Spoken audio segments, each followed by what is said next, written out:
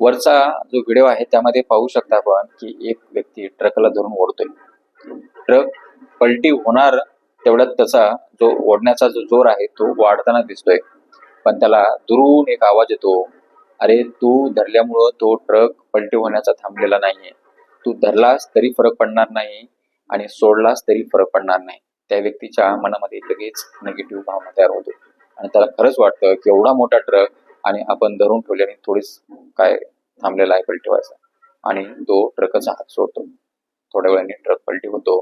ज्यांनी दुरून आवाज दिला त्याच्या लक्षात येतं की ह्याच्या धरण्यामुळं ट्रक पलटी व्हायचा थांबला होता, आणि ज्यांनी सोडलं त्याला माहितीच होतं की आपण धरल्यामुळे ट्रक पलटी व्हायचा थांबलेला आहे. यावरनं एक गोष्ट मला तुम्हाला सांगायची मित्रांनो, एखादी वेळेस आपण आयुष्यामध्ये जीवनामध्ये एखाद्यासाठी चांगलं काम कितीही करा, त्या व्यक्तीला आपली जर व्हॅल्यू नसेल तर असंच आहे.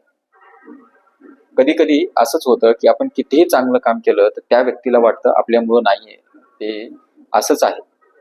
त्यामुळं एकदा हात जोडा, एकदा झटका लागू द्या, समोरच्याला कळू द्या की हे असंच नाहीये, हे त्याच्यामुळं आहे, त्यांनी धरल्यामुळं आहे. कारण झटका लागल्याशिवाय आणि अनुभव आल्याशिवाय आपलं महत्वही दुसऱ्याला कळणार नाही. त्यामुळं आपलं महत्व जर दाखवायचं असेल तर एकदा हात सोडावा लागेल.